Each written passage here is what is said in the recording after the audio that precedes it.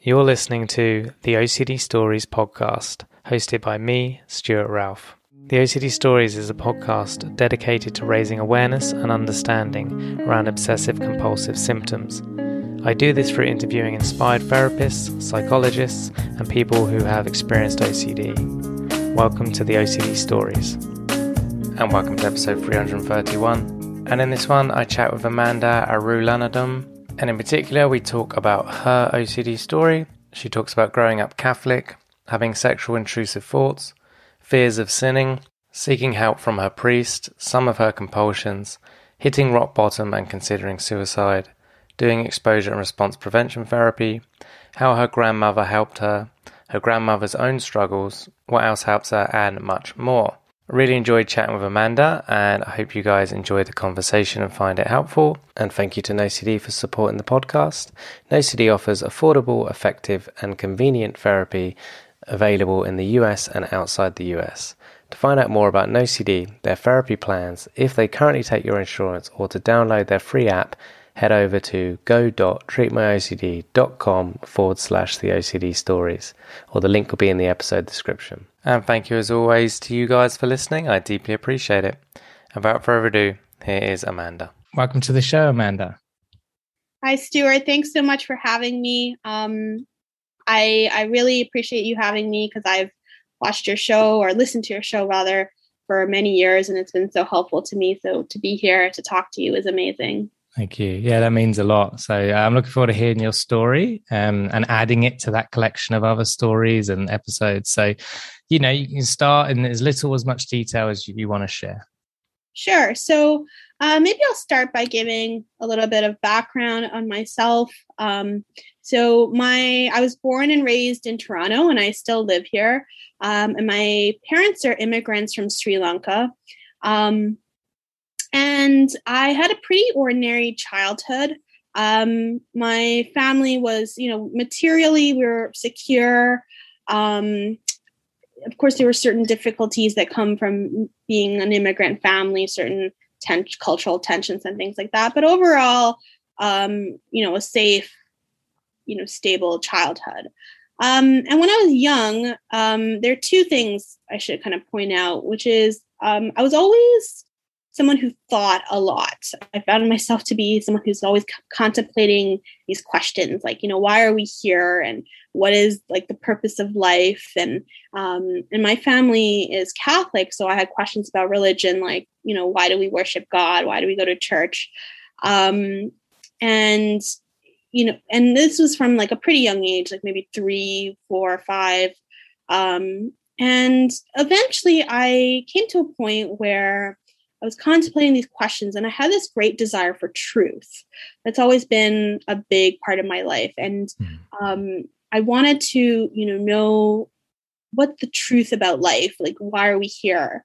And I eventually came to decide for myself that actually I believed in the faith that my parents had brought me up in, and that the truth was, to love and know God. And so I found a lot of meaning in that. And I say this just as a setup because I experienced both my brain, my capacity to think, and my religion as something positive. It wasn't something scary or, it wasn't something that was just kind of a negative kind of experience. It was something positive. The only thing that, looking back on my early childhood, is that I had a lot of anxiety, and I didn't realize that's what it was. I just thought that's life. Like, I had these kind of, feelings of fear, and I just thought that's life. And it's only looking back that I realized, okay, I had an anxiety disorder. However, that wasn't debilitating. It was, I could get through my life. I still had moments of moments of happiness, and it wasn't anything that overtook my life until I was about 12 years old. And at that point, I started having these very strange fears. I think it started, my first obsession was I watched a scary movie. I think it was Sixth Sense, or is that something like that? Yeah. And the kid in the movie, he starts seeing dead people, right? And I was like, oh my gosh, what if there's dead people all around and I encounter them or something like that? And I was terrified of this, even though part of me knew this is kind of ridiculous, but I was obsessed, or, I can say I was obsessed, and I would pray, trying to ask God to protect me from the dead people. And then a little later, I started having, I think, the fear that's kind of been my kind of central obsession, which was committing a serious sin, or doing something seriously evil, especially in the realm of sexuality, thinking a lustful thought, or looking at someone in a lustful way. And it started maybe with, what if I see an image that's more like sexually suggestive? But then over time it became, or actually very quickly, it became, what if I look at anyone, whether they're a man or a woman, or whether I'm related to them or whatever, and I have, a sexual thought. And it was very terrifying. And then eventually I started worrying about like all kinds of sins. Like, what if I, commit murder? What if I steal something? What if I like blow up my church? And I started having kinds of fears, like everything could be a sin. And I didn't realize, I was having a mental disorder. I just thought this, my brain is producing these things. So even though part of me knew something is off, I just thought, well, what, it must be something to take seriously because my brain is producing them. And I started doing these rituals. I can say now that they were rituals to try and diffuse the fears. So because I was Catholic, a lot of my rituals, they obviously latched on to the things that are already part of my religious life. So for those who don't know, like in Catholicism, two of the big kind of, I guess you would call them like rituals or elements of the religion are confession. So you go to a priest and you confess your sins to receive absolution. And then you would also receive the Eucharist, which is considered the, very sacred. And you're not supposed to receive the Eucharist if you've committed a serious sin and you've known that you've done this. So I would go to confession, confess my sins, never feel like I confessed them properly. There's always something that's off. So I felt I did it wrong. And then I would immediately come out and I would be like, oh, now I have to go again. And then I couldn't receive the Eucharist because I thought, oh my gosh, like what if I can't do that because I might have done something wrong. And I also had these more mental compulsions, just like ruminating on the thoughts. And I would play back scenarios over and over in my mind, trying to figure out whether I had done something wrong. I was embarrassed to tell this to my parents because I thought, well, I don't want them to think that if I really did something terrible, what are they going to think about me? But eventually I couldn't help myself. And I would ask my mom, do you think I did this? Do you think I did that? And she was like, well, no, like what is going on? And then I also started obviously using the internet because I grew up in the internet age. And I would just, like, why am I having these thoughts? How do you stop the thoughts, et cetera, et cetera? And I started to think that I was actually maybe like possessed because I was like, why am I having these thoughts? And but at the same time, as I was doing my internet searches, I came across OCD. And I was like reading this and I was like, sounds like me, but could I really have like this mental disorder? I almost felt like if I accept that, I'm trying to get out of my bad behavior, by attributing it to a mental disorder. But so I was kind of caught between, am I possessed or do I have a mental illness? But I went to my priest, asking for help because I thought, like, what if, I'm possessed or something? And luckily he's had experience actually with people with OCD. He's known other people to have it. So even though he didn't quite know everything about the disorder, he suggested I see a doctor. And so combined with that kind of encouragement and also with my my internet searches, I said, okay, I should see a doctor. So that was phase one.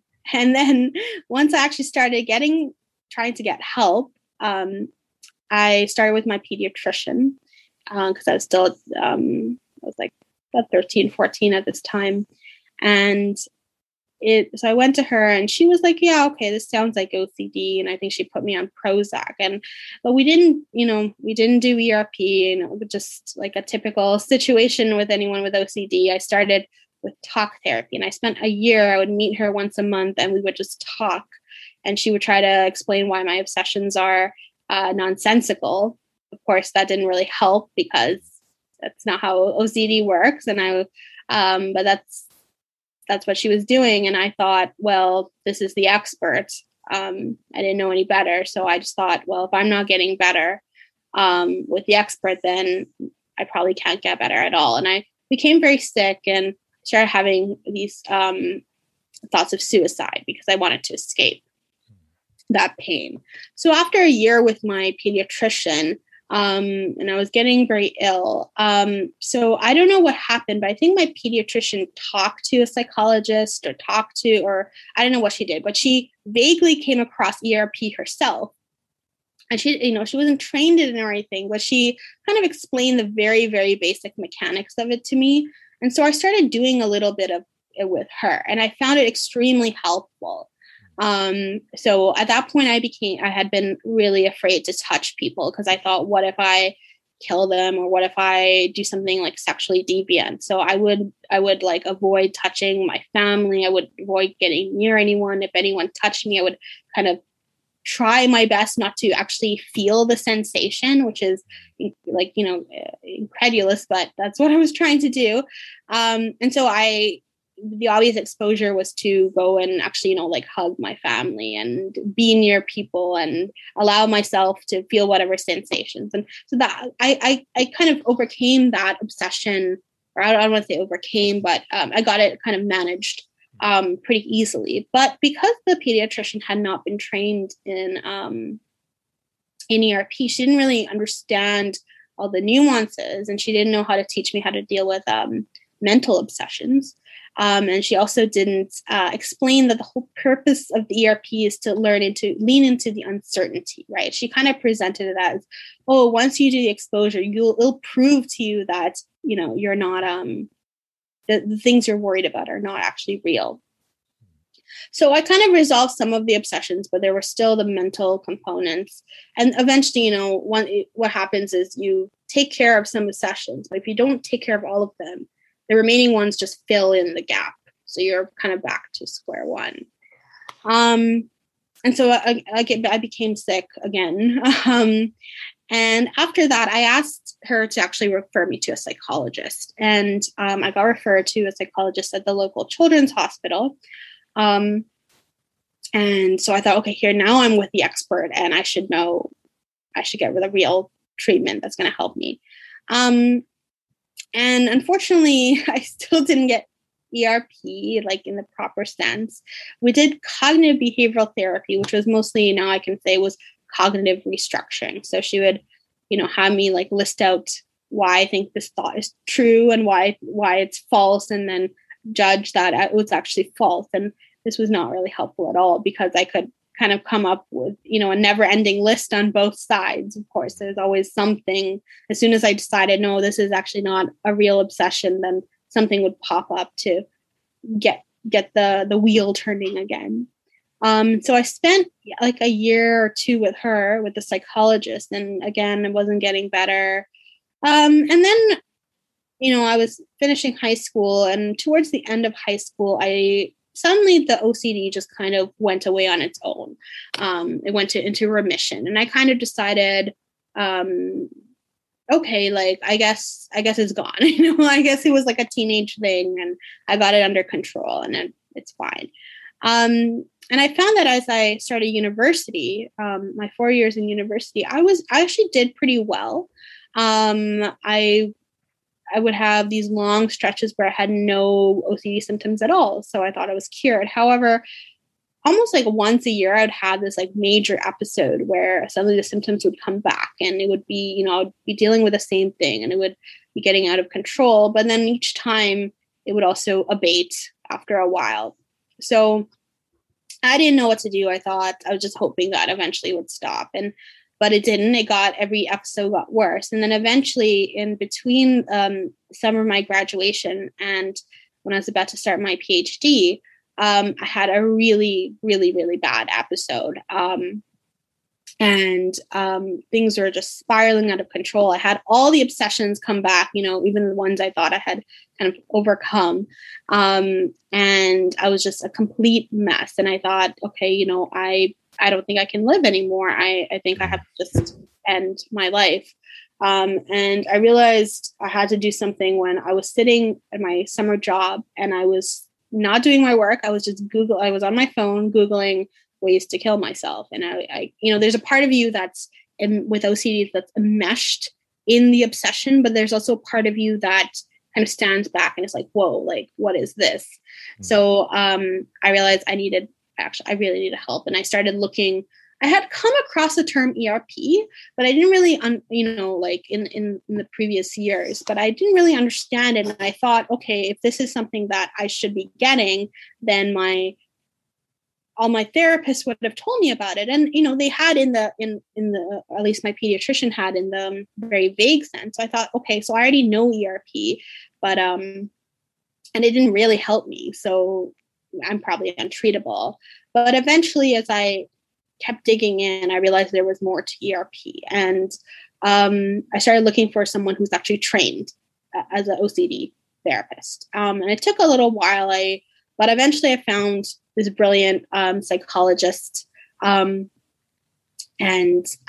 who, she was kind of pretty fresh out of her training, but, she knew OCD and she knew ERP, and she helped, we started tackling my obsessions, especially the mental obsessions. And it was hard. It was hard to do ERP. The first time I had done it with my pediatrician, it wasn't actually hard because it wasn't presented as you're leaning into the uncertainty. It was presented as this is going to prove that you don't have your obsessions are not real. So I hadn't found it hard, but this time it was hard because I realized the actual philosophy behind it. And I started, it was a struggle at first. I would be trying and it would become overwhelming. And then I was like, I can't do this. And it came to a point where I was like, I think my particular obsession at the time was, what if I had harmed my family members? And I didn't know, and I had to figure out whether I had or not. And if I decided at one point, I was like, I can't live with the uncertainty. If I don't know, I'll just kill myself to escape the uncertainty rather than lean into the uncertainty. And I was at this moment where I was like, what am I going to do? It felt like so overwhelming. And this is the point where, I started to use my faith as something to help me deal with the OCD rather than something that was actually fueling the OCD. I realized, okay, my whole faith is about faith, right? It's about that you can't actually know everything by reason, that to love, to know people, sometimes there's an element, not that reason is not important, but it'll only take you so far. And I should back up a bit. In between finding my psychologist and before I found my psychologist, I'd actually ended up in the hospital briefly. And I had remembered, being in the hospital bed and just thinking, having this surreal moment, this kind of out of body experience where I was looking at myself in all this confusion and realizing that my brain had become this, I had valued my brain and my ability to think so much, but it had become something that had let me down, that I realized my brain is broken. So coming back to this moment where I was dealing with the obsessions and I had to kind of make that leap of faith, I was like, okay, you know what? I'm just going to give this to God, basically. And I know, that's not something that everyone would find helpful, but for me, it was to use something that I actually that was part of my values to give me that motivation to make that jump. And the other thing that helped was I had a spiritual director who was basically a priest who was kind of helping with my spiritual life. And he had been a doctor before he became a priest. And he was really encouraging me to do the therapy. And he also helped me kind of deal with the rituals, related to religious issues like confession and things like that. I would go to confession with him, and he would say, okay, don't confess things that you're unsure about. Don't repeat. And he would be like, you have to, like, he was gentle, but also firm about not letting me repeat the confessions, which was obviously very helpful. Yeah. So anyways, I came to this point where I was like, okay, I have to make the jump. And then I did it. I made the jump. I was like, okay, I'm just going to jump. And it was very, obviously very scary, but after doing this for a number of days, I found, wow, like the anxiety is going down and I'm actually okay. Like I'm alive. Everything's okay. And slowly it's ironic that once you actually tolerate the uncertainty, you lean into the uncertainty, you realize you have less uncertainty, and you realize, wow, all the things I was worried about was actually nonsense. And, so anyways, in any case, I improved over time doing the therapy.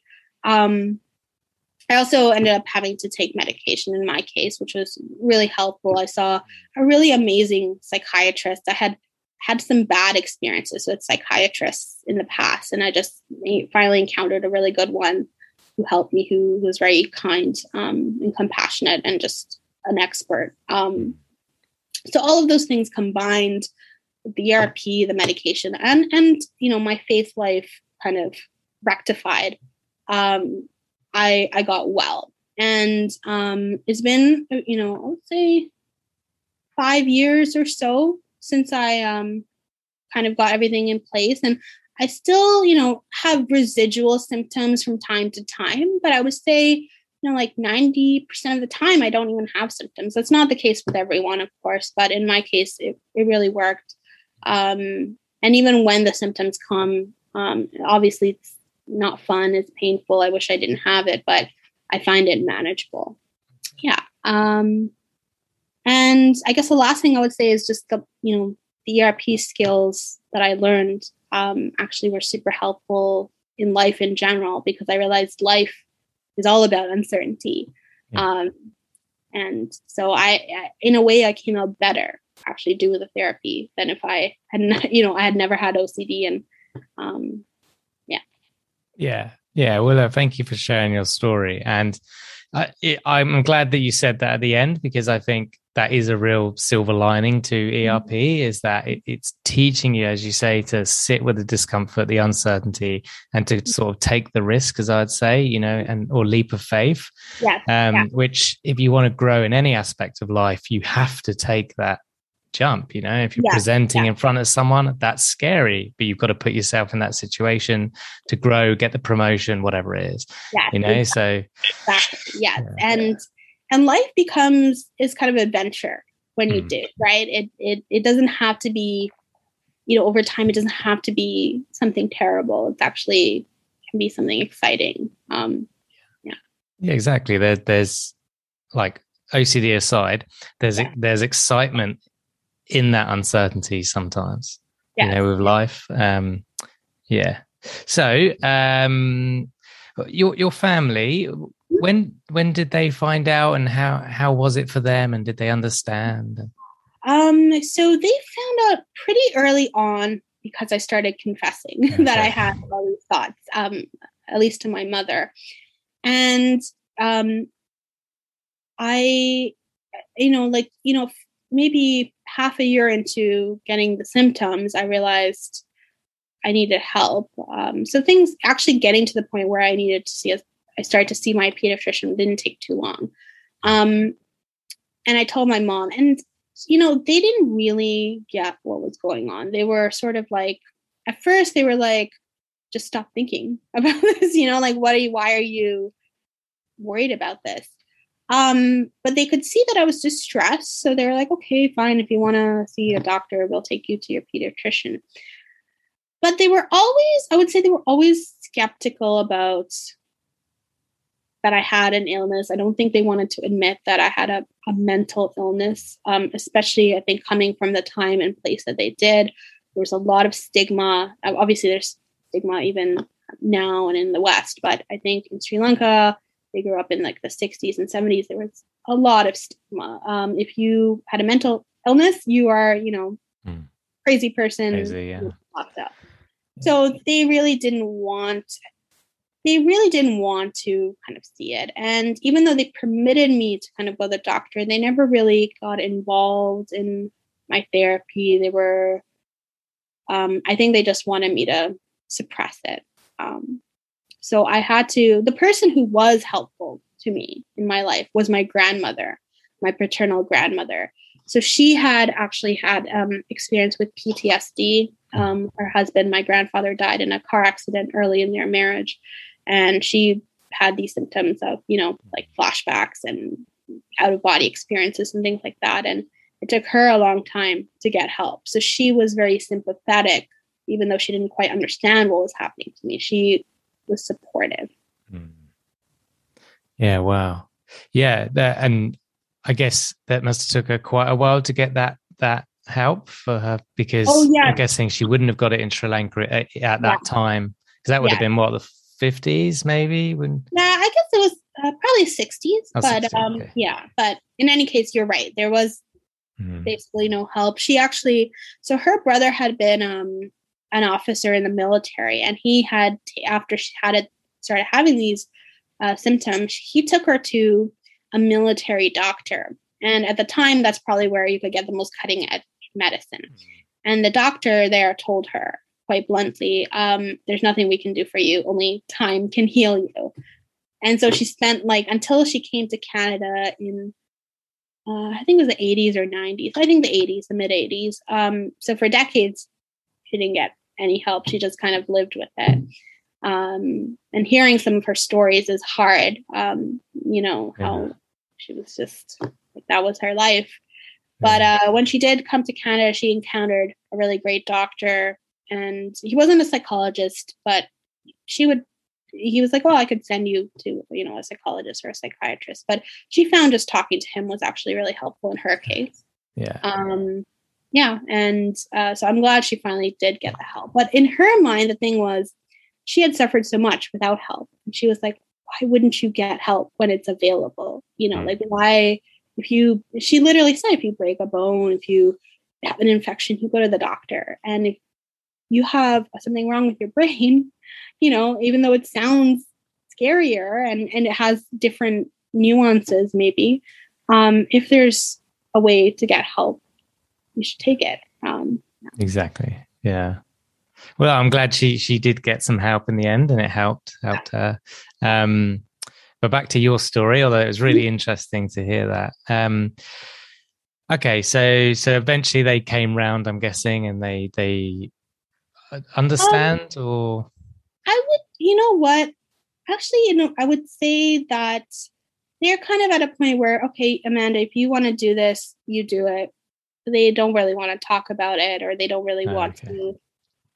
They don't really want it in their life, which is hard to accept. I would say that's hard to accept, because, and it's not like I don't want to throw them under the bus or anything. They've done a lot for me, and I know they love me, but it's something that's too much for them. And I was angry about that for a long time. I was, because this is something, probably the worst thing I've suffered, and I would want them to, support me in a deeper way. But I come to the point where, well, that's their limitation. I don't know if it will always be a limitation for them, but I kind of decided I have to find my own supports outside of them. And again, I had my grandmother. My brother has been really helpful in the sense that he's just get the help you need. And he's not a really emotional guy or anything, but he's sort of supportive in his own way. I found friends, and like I said, even my spiritual director, there's been different people. And I would say the other thing is actually the OCD community. Listening to your podcast, encountering all these stories, it's very supportive, because you realize you're not alone. It's not just you. I remember going through these things and thinking, I'm the only person in the world who knows this feeling, this deep despair that, I can't even put into words. And then listening to your podcast, I will realize, no, there's tons of people like that. And even though I'm not necessarily communicating, I do have friends with OCD who I actually talk to, but just even listening to your podcast, even though it's not really a two-way conversation, just I feel like I'm getting that connection. Yeah, no, I appreciate it. And I try, and although we're having a conversation now, I always have the listeners in my head of when I ask questions, and I try and or explain things if I need to. But yeah, you're right. It's what they call common humanity. Like, yeah, recognizing it's not just you. Other people are suffering with OCD, and right now they're suffering with other things too. And suffering is differs, but it's still the same thing. It's pain. Yeah. Yes, and I guess that's the other thing, the quote unquote gift that OCD has given me, if I can put it that way, was to be able to feel other people's suffering. So since I got treatment, or even before then, knowing that pain, I found it easier to connect with other people's pain, even if it's different pain, just being able to knowing that despair, and being able to recognize that you can kind of help hold someone who's also experiencing it. So I found it positive in that sense, that it's kind of opened up this way to connect with other people who are suffering. Yeah, it's a really good point. Yeah, so your spiritual advisor sounds like it was he, right? Yeah. He was very understanding and very helpful. And what I liked about what you said was we often talk about, encouraging family members or loved ones not to accommodate, right? Yeah. Not to get involved in compulsions. But here you are with the spiritual advisor who isn't family, although no doubt an important figure in your life. Yeah. And he was it of his own accord? He was not accommodating, or was it something you educated him on? No, he knew. I think again, he had. So he's a priest, but he had been a doctor before he became a priest.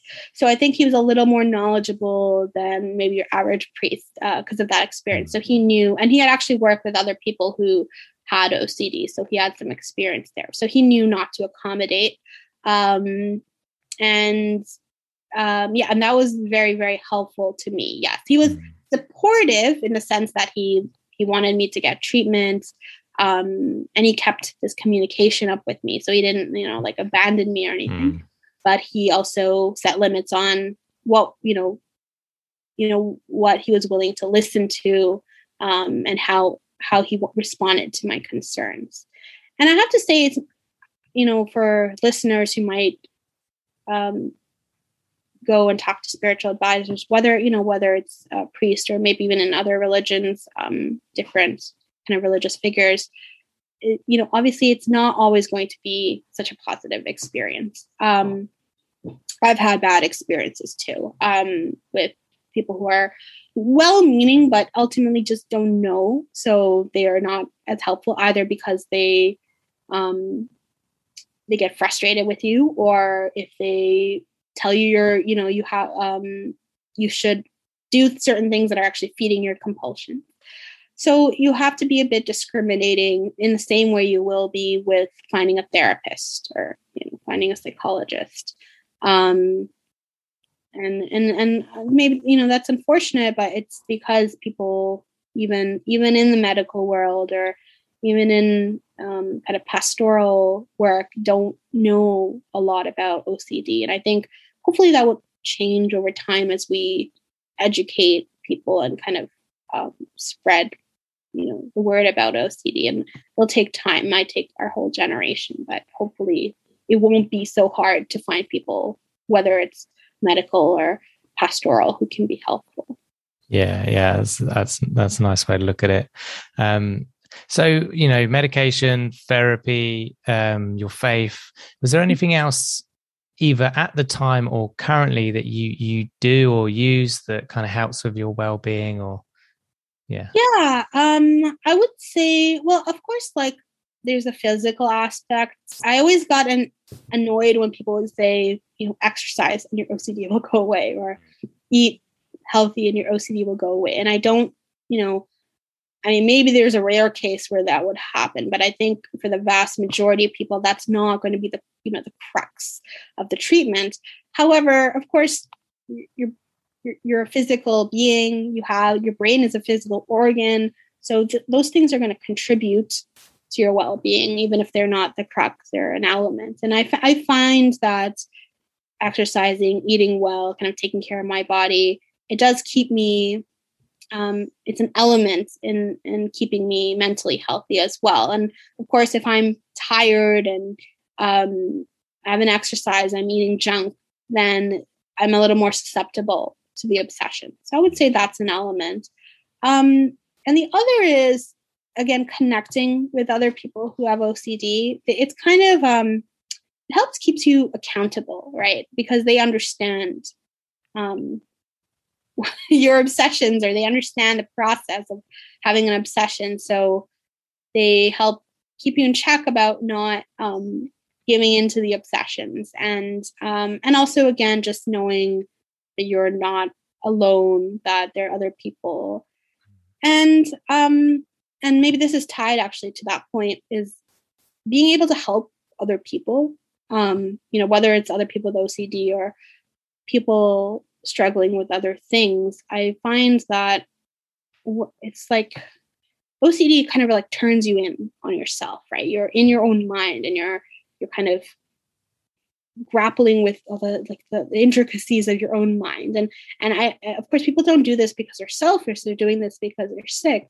But nonetheless, I think when you are able to support other people, it just takes you out of yourself a little bit. And I find that helps give meaning and purpose to my life. And it, the goal is not just to stop OCD. The goal is to live this like good life, right? So using your pain and turning into like purpose, I think that that helps reorient your whole life, away from OCD and to something positive. So I would definitely say that that's an important element.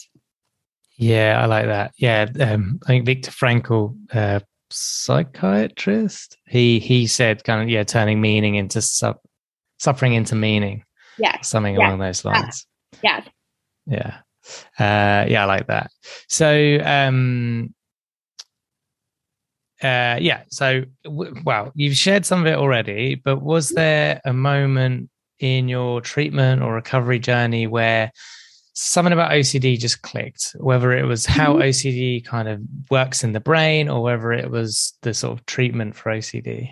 Yeah. So I had shared a bit about that treatment moments where I was like, I have to make the leap, either I can't live, either A, I'm going to commit suicide, or B, even if I don't, I'm going to not really live in the sense I'm living like a terribly miserable life. Or I can jump and, I don't know where I'm going to land. Maybe it's going to be horrible, but at least there's a possibility that things will be good. So I had that moment. I also had a moment where I realized all OCD is the same. Right? Like, I think every time we have an obsession, we think, oh my gosh, like this time is real. Like the other obsessions, the funny thing is, like, when a new obsession comes, the other ones get eclipsed. Yeah. And you think, oh, that's not important. Why did I obsess about that? I wish I could go to that time where I was obsessed about that, because that was easier, even though it wasn't. Or you think, my gosh, I wish I had someone else's obsessions, because that seems easier. Like I would think, oh, I wish I had cleaning obsessions, for example, because that seems easier than having obsessions about, whether I'm a murderer or something. And of course, everyone feels that their obsession is the worst.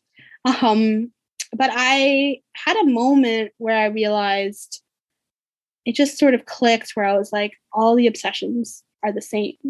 And I will, this obsession feels bad now, but then maybe tomorrow I'm going to have another one, and that's going to feel really bad. And recognizing that actually helped, because it realized it took out the mystery behind the OCD. I think of it like kind of, what is that?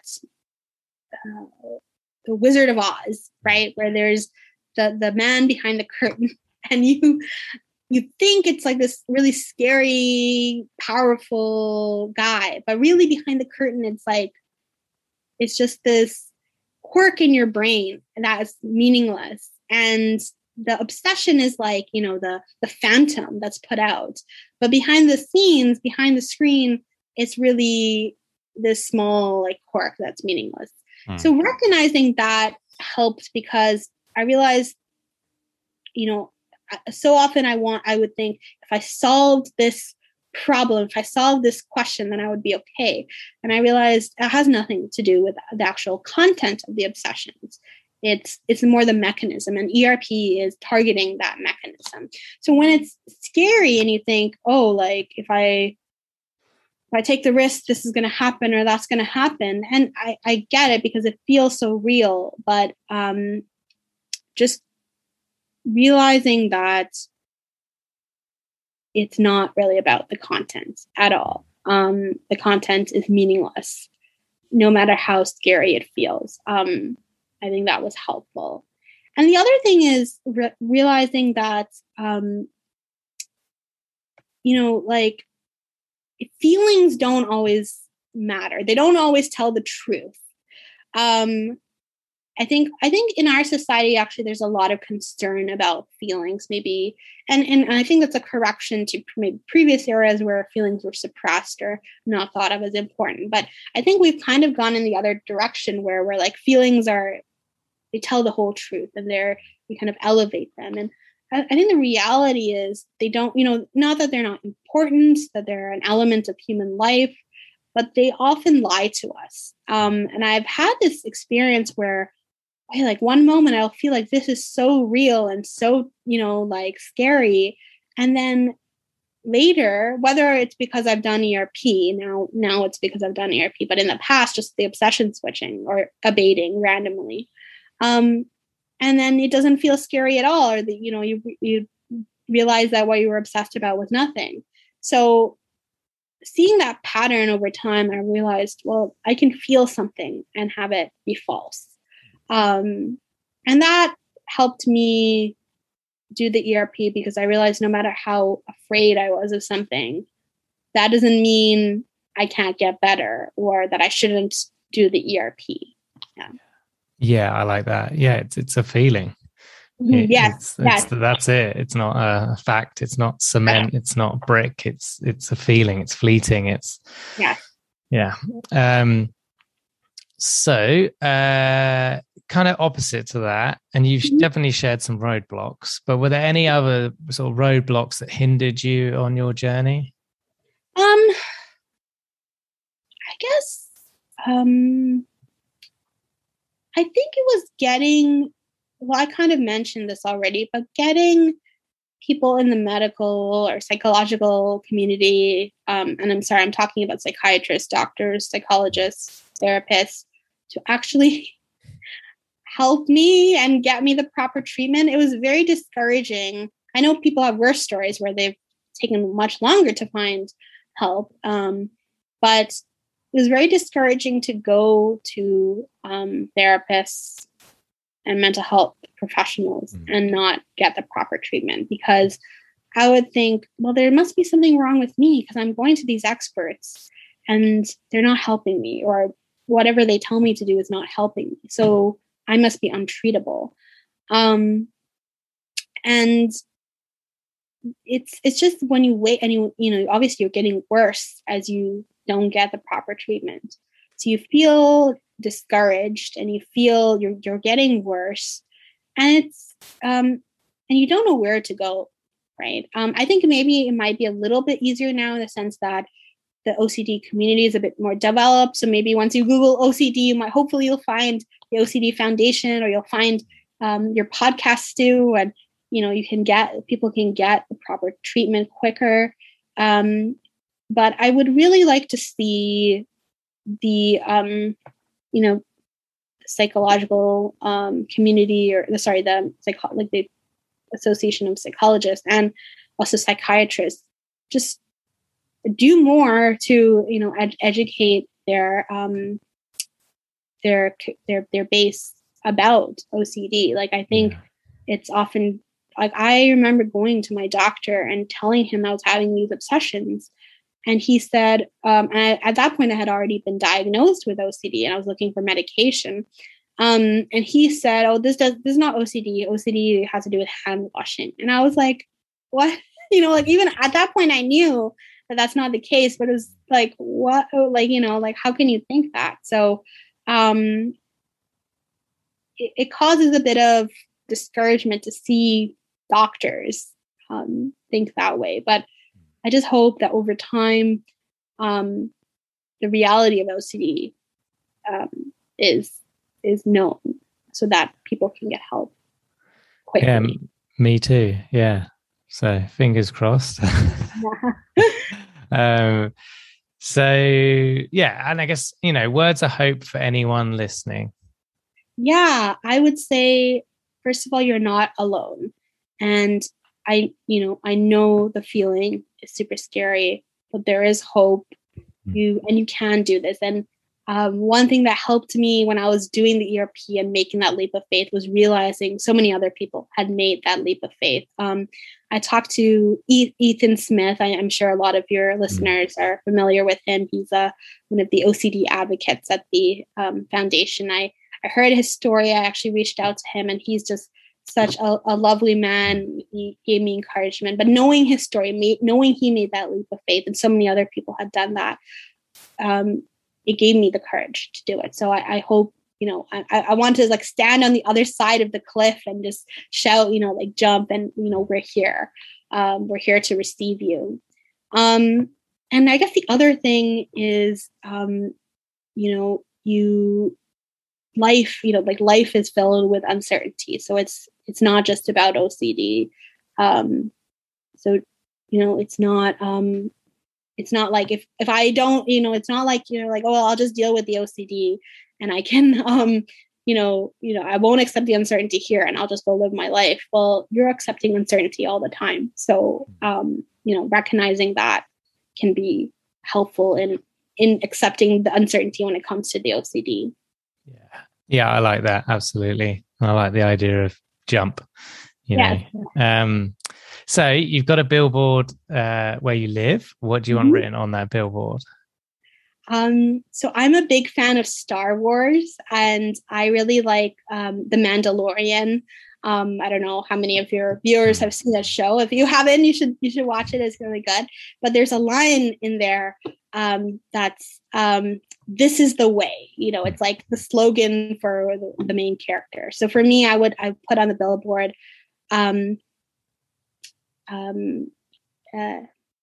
face your fear, embrace the uncertainty. This is the way. Yeah, nice. I like that. Cool. And then you pick up the phone and call the 20-year-old Amanda. What are you going to tell her? I would tell her that she is actually quite brave and that she's fighting a good fight, and not to give up hope, and to and write what I would put on the billboard, that embrace the uncertainty. This is the way. This is the way of life. Yeah, I like that. Nice. And then lastly, is there anything else you wish you could have said or shared today? I guess not really, except to thank you, Stu, for all the work that you're doing. Again, it's even when I have my kind of symptoms, I go back and listen to your show, and it still gives me courage. So I appreciate all you're doing. Thank you.